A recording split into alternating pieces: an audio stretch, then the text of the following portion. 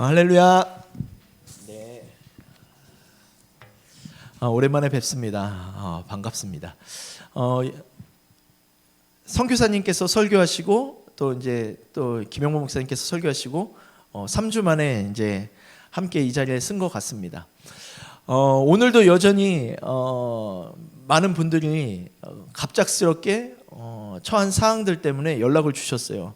오늘 영상으로 예배를 드리겠습니다. 우리 가족 중에 어떤 일이 있어가지고요. 그렇게 드리겠습니다.라고 이야기를 들을 때마다 이해가 되면서도 너무나 속이 상했습니다. 제가 지난주에 집에서 예배를 드리면서 정말 어려운 시대를 살고 있구나. 하나님께 예배드리고 싶고 또 나와서 하나님 안에서의 예배를 누리고 싶은데 그러지 못하는 시대를 살아간다라는 것, 참으로 어렵고 힘든 상황인 들인 것 같습니다. 그럼에도 불구하고 우리가 결정하는 것은 무엇입니까? 하나님께 예배를 드리겠다라는 것이죠. 저는 오늘 사람의 숫자에 연연해하지 않습니다. 왜냐하면 이 해가 뜨기 전에 가장 어두운 것처럼 지금 이 시간들이 우리가 하나님을 향해 나아가는 시간이 되기 위해서 준비되는 시간이라고 생각이 되어집니다.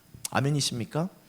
개구리가 점프하기 위해서 움츠려 들듯이 잠시 움츠리는 모습 같지만 세상 사람들이 볼 때 교회가 어려워지고 간소화해지고 아무것도 할 수 없는 것 같지만 이 시기를 통해서 주님의 나라가 확장되어질 것임을 우리가 믿음으로 생각하고 선포하며 한 걸음 한 걸음 뗄 때 여러분 곧 주님의 빛을 보게 될 것입니다. 아멘이십니까? 지난 금요일에 목사님께서 설교하실 때 너무나 공감이 되었어요. 어떠한 말에 공감이 되었냐면 자기가 개척을 하고 코로나가 터지고 아무것도 할 수 없는데 주님께 기도했다. 벽돌을 한 장 한 장 쌓아가는 것처럼 나도 그렇게 살아가겠다라고 목사님께서 설교하시는 그 장면들이 기억났습니다. 저도 지난 한 해 그랬습니다. 저희 교회도 코로나에 맞추어서 어떻게 보면 이 어려운 시국에 개척을 하였죠. 무엇을 할 수 없고 무엇이 안 됩니다. 때로는 시청에서 나와서 검사도 하고 무엇이 안 되었습니다. 왜 이렇게 사람이 많이 모였습니까? 라고 이야기할 때도 있었습니다. 하지만 그것과 상관없이 하나님 그래요? 그러면 나는 지금 이 순간에 다시 한번 주님을 향한 벽돌을 하나 쌓습니다. 내가 2장, 3장 눈에 보이는 걸 쌓지 못할지라도 한 장이라도 내가 주님 앞에 쌓으며 한 걸음 한 걸음 나아가겠습니다 라고 작년 한 해 그렇게 결정하고 예배를 드렸습니다. 그런데 지난 금요일날 지난주에 오신 목사님께서 설교를 하셨는데 그 이야기를 하시는 거예요. 자기도 벽돌 한 장 한 장 쌓아가면서 예배 드리는 것 같다고. 그런데 시간이 지나다 보니까 하나님의 역사가 보였고 하나님의 쌓아놓으신 벽돌을 보게 되었다라고 그렇게 간증하는 모습을 보면서 저도 너무나 공감이 되었습니다. 이 벽돌을 쌓는다라고 이야기를 하셨을 때 제가 예전에 설교집에서 본 한 인물이 떠올랐습니다. 제가 어떤 설교집을 읽으면서 그 안에 예화를 쓴 인물이 떠올랐는데 그 인물이 누구냐면 지금 우리 한국에 있는 YMCA 건물이 종로 2가에 있는데 그 건물을 기여하신 분의 이야기입니다. 이름이 존 와나메이커라는 사람의 이야기인데 이 존 와나메이커가 어떤 사람이었냐를 잠깐 이야기를 하고 싶습니다. 이 존 와나메이커라는 사람은 가난한 사람이었습니다. 그래서 너무나 가난할 때 성경을 사고 싶었는데 성경을 살 돈이 없어서 성경을 할부로 산 사람으로 유명합니다. 너무나 가난한데 성경이 갖고 싶었고 하나님의 말씀을 읽고 싶었습니다. 그래서 이 성경 2.5달러 되는 이 성경을 할부로 산 이 존 와나메이커. 어릴 때 아버지가 돌아가셨고 집안을 책임져야 돼서 공부를 할 수 있는 형편이 아니었습니다. 그래서 이 존 와나메이커는 공장에 다니기 시작합니다. 낮에는 공장에서 일을 하고 저녁에는 공부를 하며 가정을 돌보았습니다. 이 존 와나메이커가 다닌 공장이 벽돌 공장이었는데 이 벽돌 공장에 다니면서 선배들로부터 많은 어려움을 당하기도 했습니다. 고난을 당하기도 했고 하지만 묵묵히 그 자리를 지키면서 열심히 살아서 나는 꼭 성공을 읽어낼 거야 라는 다짐을 하고 공장을 다니며 어렵게 살아가고 있었습니다. 이 존 와나메이커의 이야기들을 들어보면 그 존 와나메이커는 어려운 것이 가정을 돌보는 것이 어렵다라고 이야기하지 않았습니다. 어린 나이에 내가 공장에 다니면서 가정을 책임지는 것이 어려운 것이 아니라 그 마음에 어릴 적에 가장 불편함이 있었던 것이 무엇이었냐면 교회 가는 길이 늘상 진흙탕이 된 것이, 교회를 갈 때 비가 오면 진흙벌이 된 것이 너무나 안타까웠다라고 이야기합니다. 그래서 이 존 하나 메이커가 어린 나이에 결정한 것이 있었는데 그것이 무엇이었냐면 벽돌 공장을 다니잖아요. 일당을 받으면서 일당의 일부를 이 벽돌로 받아온 것입니다. 그리고 그 벽돌로 이 진흙이 된 그 길에 벽돌을 하나씩 놓기 시작한 것입니다.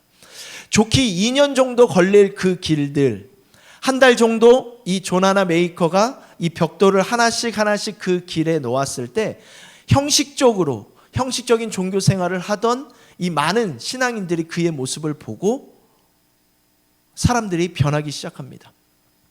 이 존 하나 메이커의 작은 순종이, 작은 믿음이 기적을 일궈내는 장면들입니다. 그래서 많은 사람들이 이 존 하나 메이커의 믿음을 보고 함께 그 길을 닦기 시작했고 예배당을 새로 짓는 장면들을 이 존 하나 메이커가 이야기를 합니다. 후에 존 하나 메이커는 성공하기도 하고 중요한 재미난 이야기가 하나가 있는데, 인생의 중반을 살 때 이제 50세 때 미국의 23대 대통령인 해리슨이 그에게 성공을 했기 때문에 그에게 장관직을 부탁합니다. 그런데 이 존 하나 메이커가 장관직을 거절합니다. 거절하는 이유는 단 한 가지였습니다. 나는 주일학교에서 성경을 가르치는 주일학교 교사이기 때문에 내가 주일학교 예배를 빠질 수 없습니다 라고 해서 저는 그래서 장관직을 거절할 수밖에 없습니다 라고 이야기합니다. 그때 해리슨 대통령이 이 사람이 정말 필요했는지 내가 그 주일을 양보해 줄 테니까 장관직을 허락해달라라고 해서 이 장관직을 요청한 일이 있습니다. 그래서 어떤 기자가 좀 기분이 나빴나 봐요. 이야기를 듣고 기분이 나빴나 봐요. 어떻게 장관직과 교회에서 하는 그 주일학교를 가르치는 일을 어떻게 비교하면서 거절을 할 수 있습니까? 라고 이야기했을 때 이 기자에게 이런 이야기를 합니다. 나는 이 장관직을 하는 것은 그냥 부업입니다. 몇 년 동안 하는 것이지만 이 주일학교에서 내가 아이들을 가르치는 것은 내 본업이기 때문에 내가 이 일을 절대 놓치지 않습니다 라고 이야기를 했던 기자의 내용이 있습니다. 이렇게 멋있는 이 존 하나 메이커, 이 사람이 나중에 이 장관직도 잘 수용했고 주일학교에서 하나님의 말씀도 잘 가르쳤습니다. 그리고 81세가 되었을 때 이미 그가 소유한 부동산은 200억 달러가 넘었다고 합니다. 세상에서 인정한 아주 성공한 투자가 되었고 자산가가 되었습니다. 그때 어느 한 신문기자가 또 그에게 물어봅니다. 그동안 투자하신 것 중에서 가장 성공적인 투자가 무엇입니까? 라고 이야기했을 때 이 존 하나 메이커는 서슴없이 대답했습니다. 제가 했던 투자 중에서 가장 성공적인 투자는 11살 때 산 2.5달러를 주고 산 성경입니다.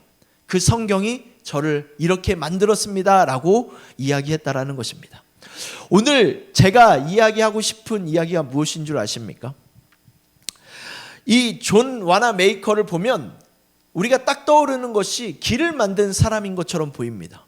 벽돌을 하나하나씩 놓으면서 사람들에게 인정받지 못할지라도, 사람들이 인정하게 멋있게 한 번에 쫙 길을 깔아준 사람이 아닐지라도 하나님 눈에 보이는 말씀에 순종하며 한 걸음 한 걸음 내딛는, 어떻게 보면 길을 만드는 사람처럼 보입니다. 오늘 우리 눈에 보이는 진흙탕이 보일 수도 있습니다. 하지만 주님이 말씀하신 대로 그 길 가운데 내가 조금 진흙벌이 된 것 같지만 주님의 말씀에 순종하며 벽돌을 하나하나 놓을 때마다 여러분 우리의 삶이 주님께로 한 걸음 한 걸음 나아가게 될 것이고, 그 작은 순종이 하나님의 나라를 세우게 될 것이고 주님의 가는 그 길을 세우게 될 것이라는 오늘 이 이야기를 함께 나누고 싶습니다. 오늘 우리가 우리 자신에게 한번 질문을 해보았으면 좋겠습니다. 이렇게 유명한 사람들 이야기들을 들어보면 하나님께서 찾으시는 사람인 것 같아, 하나님께서 원하시는 사람인 것 같아 라고 성공한 사람들의 이야기를 꺼낼 수 있지만 우리 자신에게 한번 질문해 봅시다. 하나님께서 찾으시는 사람이 어떠한 사람일까요? 하나님께서 원하시는 사람이 어떠한 사람일까요? 오늘 본문을 통해서 우리가 한번 기억해야 될 것은 무엇이냐면 하나님께서는 이 길을 만드는 사람을 찾고 계신다는 것이죠. 여러 영역들의 사람들을 찾을 수 있습니다. 하지만 오늘 이 예화를 통해서 여러분에게 질문 드리고 싶은 것은 하나님께서 어떤 사람을 찾으실까? 하나님께서는 길을 만드시는 사람, 길을 만들고 있는 사람을 찾고 계신다는 것입니다. 또 길이 되는 사람을 찾고 계신다는 겁니다. 하나님께서 우리에게 어떠한 것을 요구하며 어떠한 삶을 찾으실까요? 그것은 우리의 삶을 통해서 하나님께 갈 수 있는 길을 보여주고 만들어내는 사람을 찾고 있다는 것이죠. 우리의 삶을 통해서 자녀들이 예수님께로 가는 길을 보이게 하시고 우리를 통해서 우리 직장에 우리가 서 있는 곳에 하나님을 볼 수 있는 길을 만들어낸다면 하나님께서 이 조나나 메이커처럼 길을 만들어내는 사람을 찾고 계신다는 것입니다. 우리 그리스도인들에게 중요한 길이 무엇입니까? 중요한 길이 무엇일까요? 우리가 잘 아는 성경 구절이 있죠. 요한복음 14장 6절에 보면 예수님께서 자기 자신을 가리켜서 말씀하십니다. 내가 곧 길이요 진리요 생명이니 나로 말미암지 않고는 아버지께로 갈 수가 없다라고 이야기합니다. 예수님께서 자신을 이야기하실 때 길이라고 말씀하십니다. 여러 길이 아니라 단 하나의 길이라고 영어 성경에 보면 정관사를 붙이면서 이야기를 합니다. 예수님께서만 그 길이라고 말씀하십니다. 성경에서 오늘 이 요한복음 14장 6절에서 이야기하듯이 예수님은 길입니다. 예수님은 우리가 걸어가야 되는 길인 것입니다. 유일한 길, 예수님께서 우리가 아버지께로 갈 수 있는 유일한 길이라고 말씀하셨다라고 이야기하는 것은 우리가 하나님께로 갈 수 있는 방법은 단 하나라는 것이죠. 예수님의 길에 올라서야 된다는 것입니다.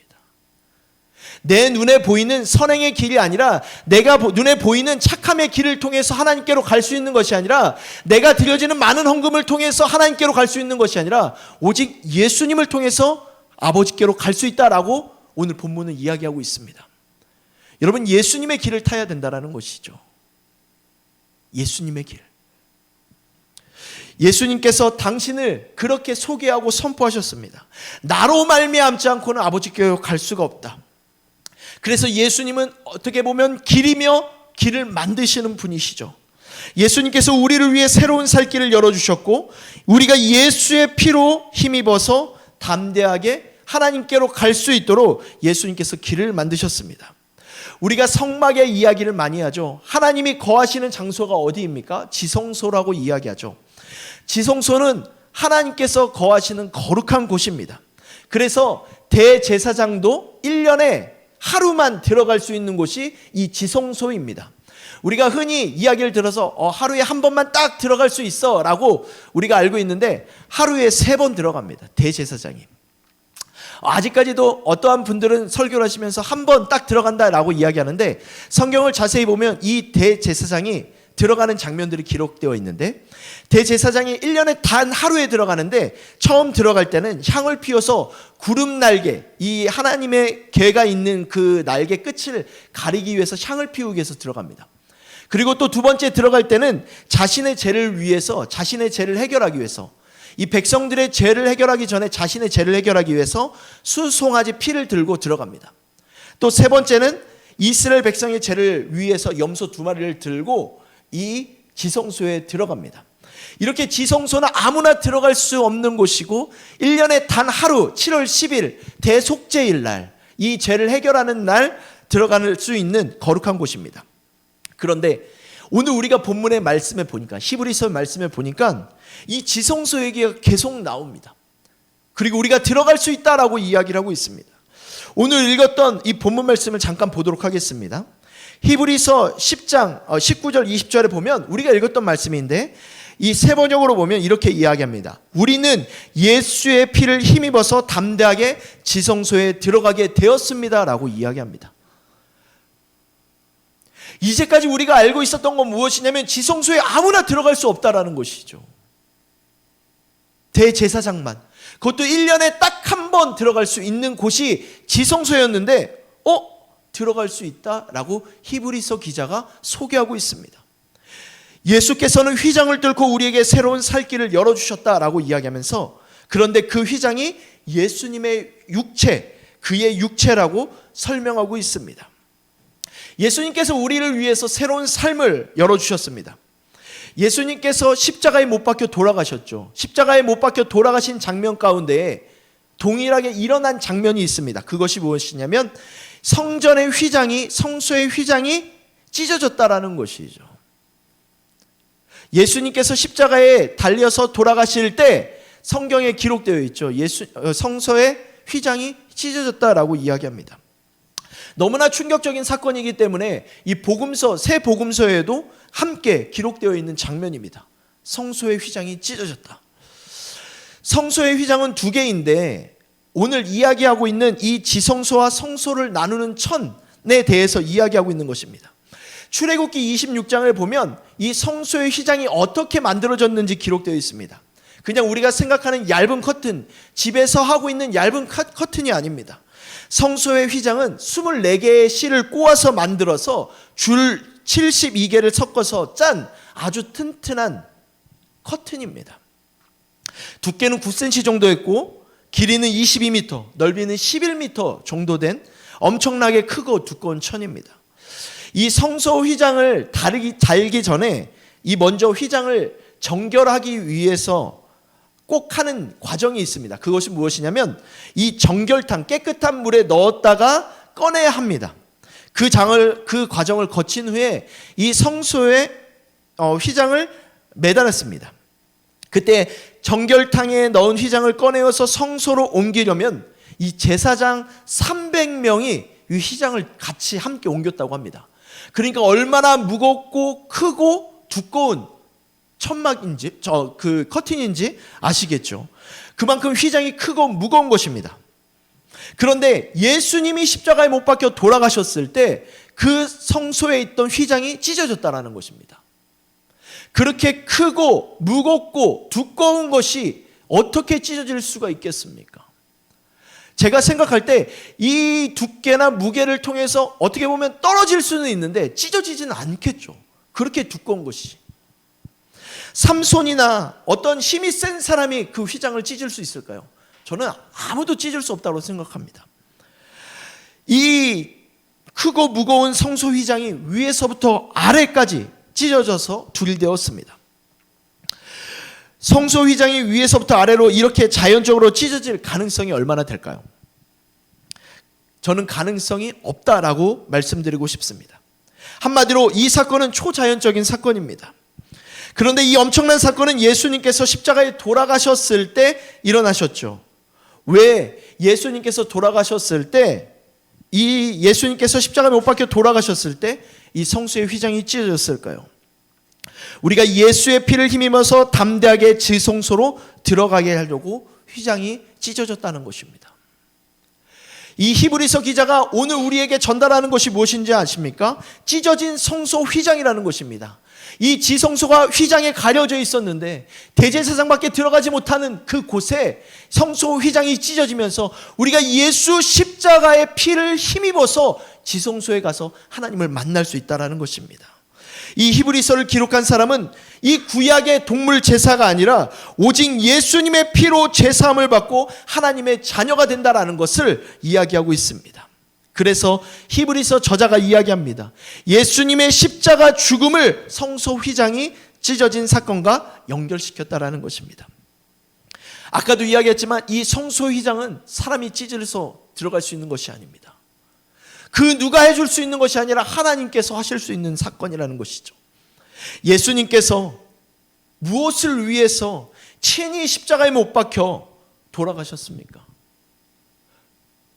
왜 하나님께서 무엇 때문에 그렇게 잘 만들어낸 성소 휘장을 찢으셨을까요? 그것은 깨어진 관계를 회복하기 위한 것이죠. 담대히 하나님께 나아갈 수 있게 하시려고 하나님께서 친히 그 성소 휘장을 찢으셨습니다. 사람들이 아무리 열심히 최선을 다해서 찢어지지 않게 만들었을지라도 하나님께서 깨어진 관계를 회복하기 위해서 그 휘장을 찢으시고 나아오라라고 이야기하시는 것입니다. 우리를 하나님의 자녀가 되게 하시려고 예수님께서 십자가에 못 박혀 돌아가신 사건을 우리는 날마다 기억하죠. 죄인은 하나님께 가까이 갈 수 없습니다. 죄가 하나님과 우리 사이를 가로막았기 때문입니다. 죄로 인해 하나님과 사람 사이의 관계가 깨어졌죠. 태초에 관계가 있었습니다. 관계를 다른 말로 하면 사랑이죠. 여러분, 하나님께서 창조하시고 보시기에 심히 좋았더라라고 말씀하신 것이 있었습니다. 그것이 무엇이죠? 하나님의 형상대로 창조하신 인간이죠. 하나님께서 그렇게 사랑하시고 자신의 형상대로 창조하신 사람, 그런데 하나님과의 관계가 깨어졌죠. 에덴 동산 그 자체가 하나님의 사랑이었는데 죄로 말미암아 관계가 깨어졌습니다.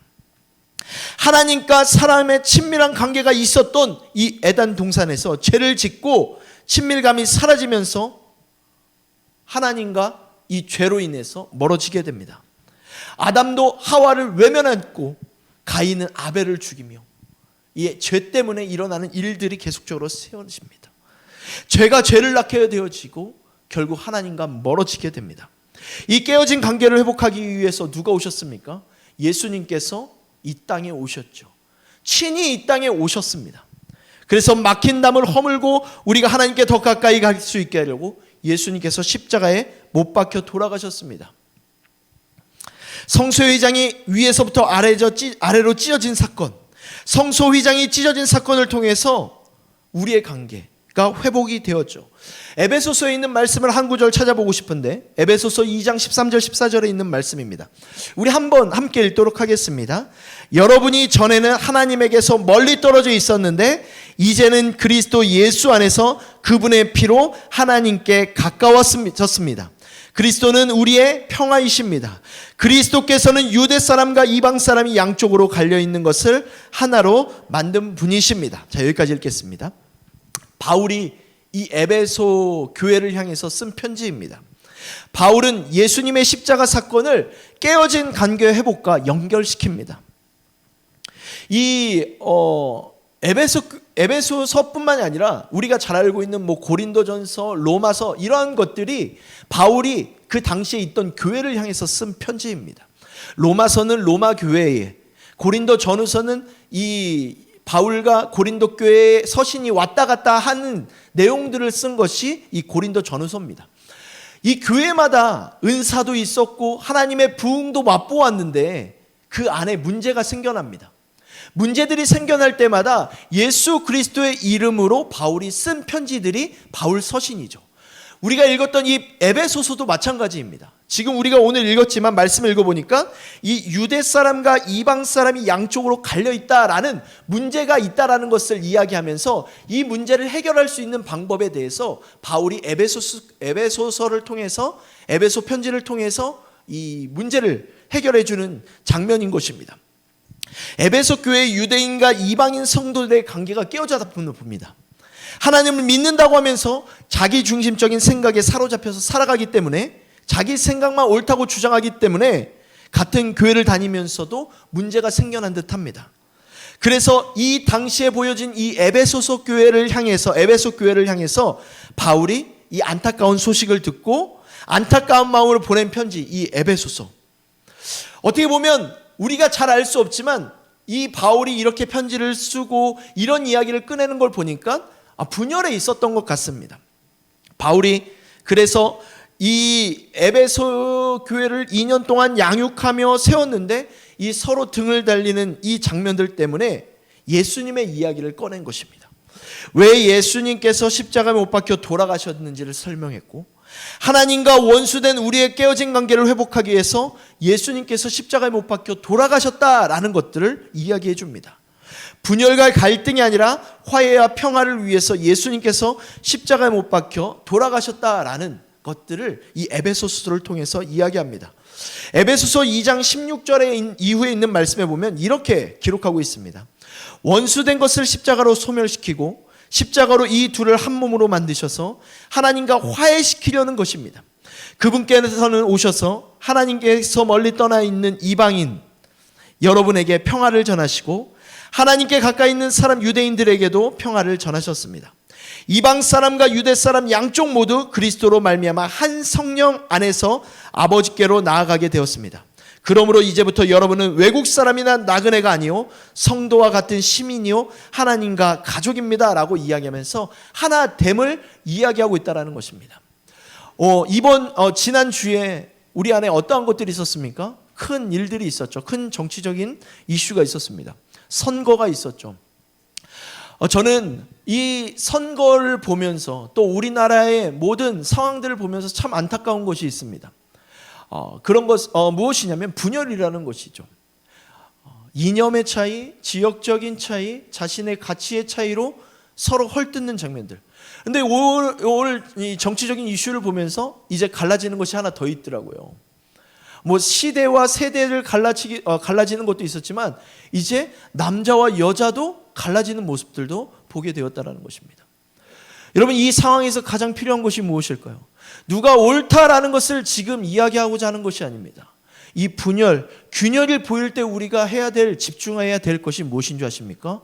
바로 막힌 담을 허무신 예수 그리스도께 집중하며 나아가야 된다는 것입니다. 내 이념이 맞아, 내 가치가 맞아 라고 주장하는 것이 아니라 지금 우리가 주장해야 될 것은 무엇이냐면 예수 그리스도를 주장해야 된다는 것이죠. 조그만한 틈이 보이십니까? 이 조그만한 틈 때문에 얼마나 큰 분열이 보일지 모릅니다. 조그만한 틈이 보일 때마다 우리가 선포해야 될 것이 무엇인 줄 아십니까? 막힌 담을 허무신 예수 그리스도의 은혜를, 예수 그리스도의 평화를 우리가 주목하며 믿음으로 선포해야 된다는 것입니다. 우리의 가정 안에, 우리 자녀 안에, 우리의 모든 직장 안에 조그만한 분열이 보이십니까? 여러분, 예수 그리스도의 십자가가 필요한 시대입니다. 우리나라 안에 무엇이 필요할까요?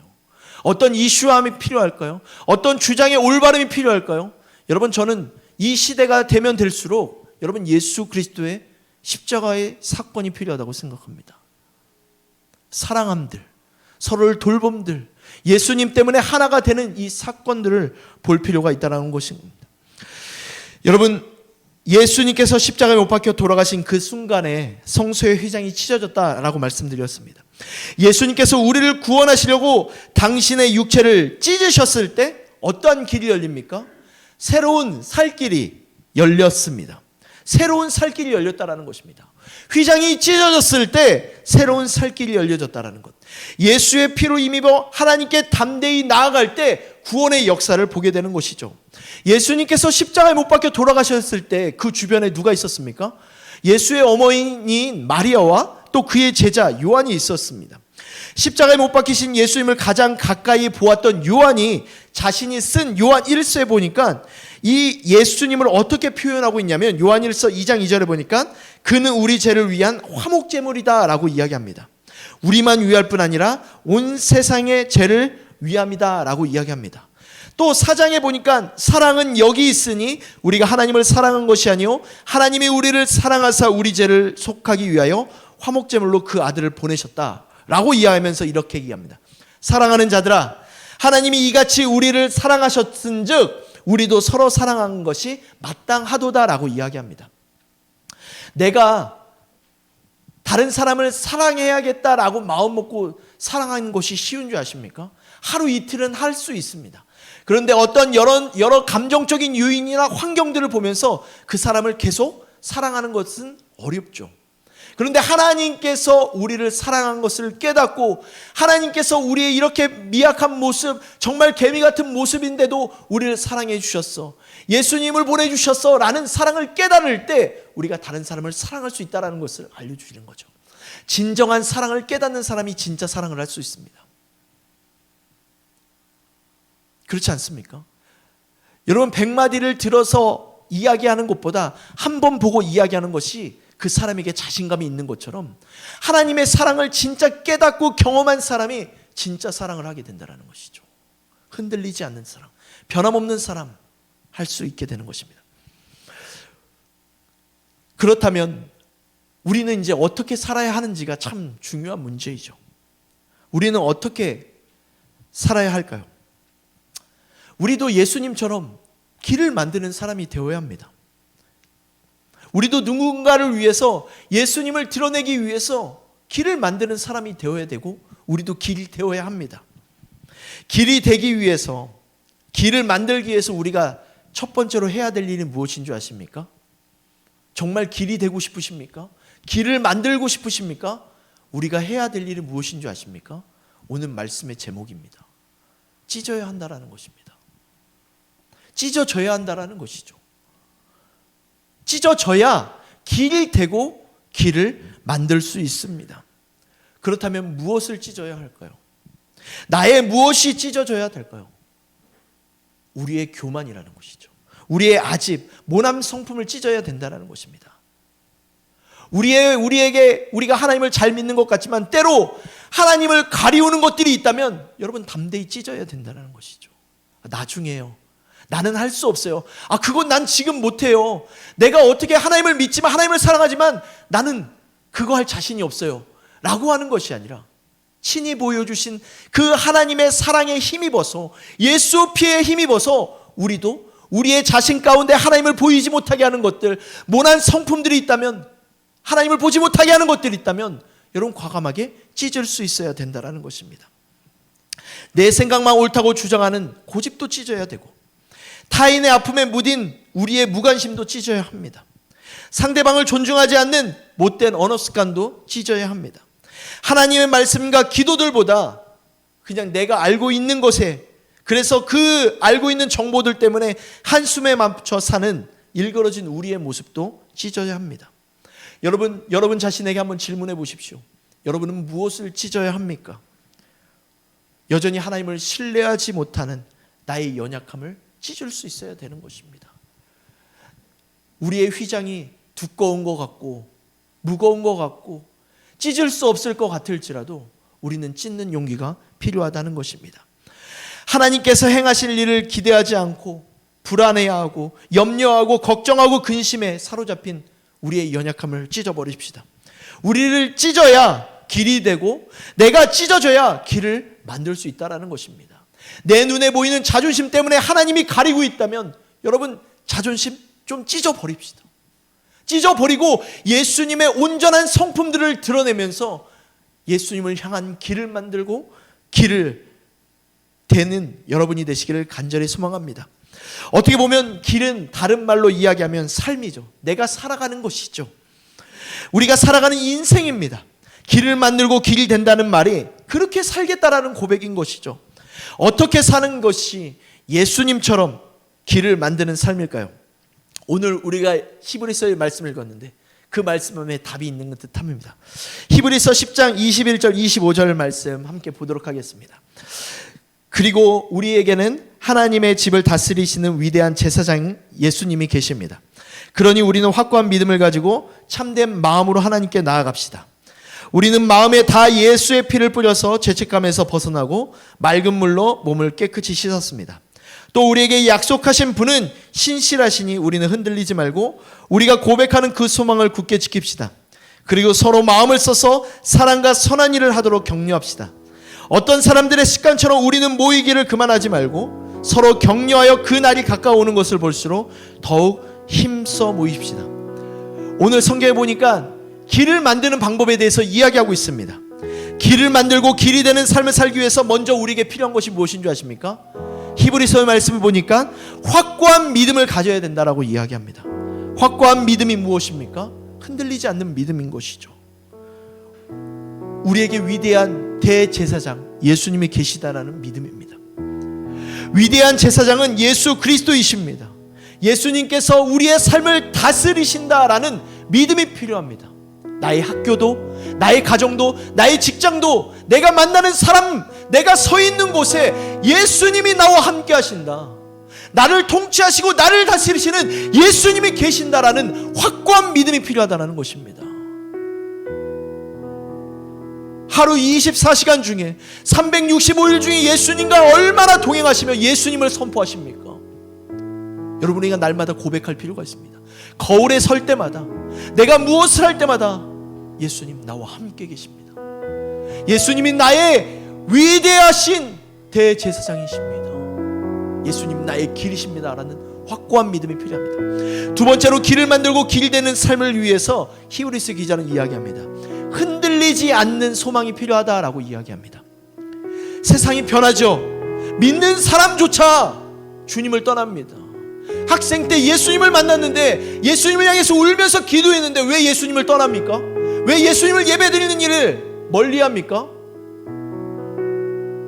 확고한 믿음, 흔들리지 않는 믿음이 필요한 시대입니다.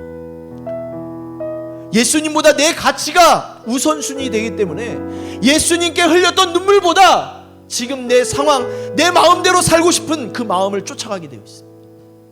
우리에게 포기해야 될 것이 무엇인 줄 아십니까? 나의 가치, 내 것보다 하나님의 가치로 살아가는 것이죠. 여러분의 가치를 포기하라고 이야기하는 것이 아닙니다. 하나님의 가치로 살아가는 사람 안에 여러분의 가치를 인정하고 살아간다라면 여러분의 가치가 하나님의 사고와 하나님의 마음을 갖고 살아가게 된다는 것이죠. 우리는 늘상 이런 표현들을 합니다. 내 가치에 맞춰서 하나님 살게 해주세요 라고 이야기합니다. 내 편한 대로 하나님 믿게 도와주세요 라고 이야기하지만 우리가 결정해야 되는 것이 무엇인지 아닙니까? 이 힘든 시대에 우리에게 필요한 것은 내 가치가 아니라 하나님의 가치로 살아가면서 내 가치를 하나님의 가치로 맞추는 삶이 필요한 것입니다. 또 길을 만들고 길을 대는 삶을 위해서 마지막 필요한 것이 무엇입니까? 사랑과 선행을 격려해야 된다라고 히브리서 기자가 이야기하죠. 사랑 없는 격려는 격려가 아닙니다. 지금 우리에게 필요한 것이 무엇일까요? 비난과 지적이 아니라 격려하고 주님의 사랑을 나누는 것입니다. 이런저런 이유로 어떻게 보면 교회에 안 오는 것이 습관이 되지 않도록 오늘 사람들에게 열심히 모이자고 격려해야 되는 것이죠.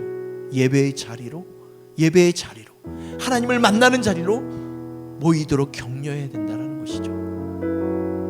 정말 어려운 시기에 우리가 주님을 만나고 주님을 예배하고 있죠.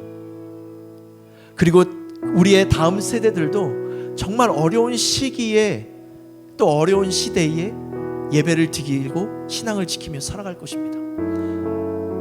우리가 다음 세대를 걱정하는 것으로 끝나는 것이 아니라 우리가 먼저 길이 되면 어떨까요? 우리가 먼저 주님 앞에 올바른 길, 온전한 길이 되어서 그들에게 진짜 믿음이 무엇인지, 진짜 예수님이 무엇인지를 알려준다라면 그들이 어려운 상황일지라도 예수님을 믿으면 핍박한다 할지라도 그들은 예수님을 선택할 것입니다. 믿으십니까? 우리는 예수 피를 힘입은 자들이기 때문입니다. 우리 시간 함께 기도했으면 좋겠습니다. 우리 함께 기도할 때 하나님, 우리가 어떤 상황 가운데에서도 주님을 인정하겠습니다. 주님을 포기하지 않겠습니다. 주님을 놓치지 않겠습니다. 내가 예배하는 일에 소홀히 하지 않겠습니다. 주님을 사랑하는 일에 소홀히 하지 않겠습니다. 내가 주님을 더 사랑할 수 있도록 주님 나의 환경도 붙잡아 주시고 더 주님께 가까이 나갈 수 있는 모든 것들이 열려질 수 있도록 주님 함께 해달라고 우리 그렇게 한번 기도하도록 하겠습니다. 하나님, 이 시간에 한절의 주님 앞에 기도합니다. 하나님, 이 시간에 우리가 함께 기도할 때 주님 우리 가운데 함께 하여 주시고 주님 우리가 결정하는 것처럼 우리가 어떤 상황 가운데 흔들리지 않고 주님을 믿고 주님을 따르는 아름다운 그리스도인이 될 수 있도록 주님 인도하여 주시옵소서. 길이 되는 것이 어려울 수 있지만 하나님, 다시 한번 우리가 길을 낼 때에 우리의 다음 세대들이, 우리의 자녀들이, 우리의 주변에 있는 사람들이 그 길을 보고 주님을 따라갈 수 있도록 하나님, 우리를 주님의 본이 될 수 있도록 우리의 삶을 그렇게 만들어 주시고 인도하여 주시옵소서. 하나님, 먼저 우리의 삶 가운데 주님이 주되어 주시옵소서. 확고한 믿음도 주시고 흔들리지 않는 소망도 주시고 우리의 날마다 사랑과 선행을 격려할 수 있는 귀한 하나님의 교회, 하나님의 그리스도인들이 될 수 있도록 우리 가운데 함께하여 주시옵소서. 주님을 원합니다. 주님 우리 가운데 말씀하여 주시고 성령으로 붙잡아 주시옵소서. 주님의 은혜를 더하여 주시옵소서. 주님의 은혜를 더하여 주시옵소서. 하나님, 다시 한번 우리가 오늘 예배를 통하여 결정합니다. 내 상황에 따라 내 마음대로 주님을 인정할 때도 있고 주님이 뒤에 있을 때도 있었지만 이제는 다시 한번 주님의 길을 붙잡고 우리의 삶의 연약한 것들, 하나님을 보지 못하게 하는 모든 것들을 예수 그리스도의 이름으로 찢습니다. 우리의 삶의 연약한 것들이 있다면, 주님을 보지 못하게 하는 모든 성품들이 있다면, 어려운 상황들이 있다면 우리가 예수 그리스도의 이름으로 선포할 때에 그것들이 찢어지는 역사가 우리의 삶 가운데 있을 수 있도록 주님 도와주시옵소서. 하나님, 이제 우리가 우리의 발을 떼 예수 그리스도의 피를 힘입어 지성소로 나아갑니다. 주님 함께하여 주시고 주님 그 지성소에 누리는 하나님과 함께하는 예배드림이 아름다울 수 있도록 주님 우리 가운데 함께하여 주시옵소서. 그렇게 하실 주님을 기대하며 예수님의 이름으로 기도드렸습니다.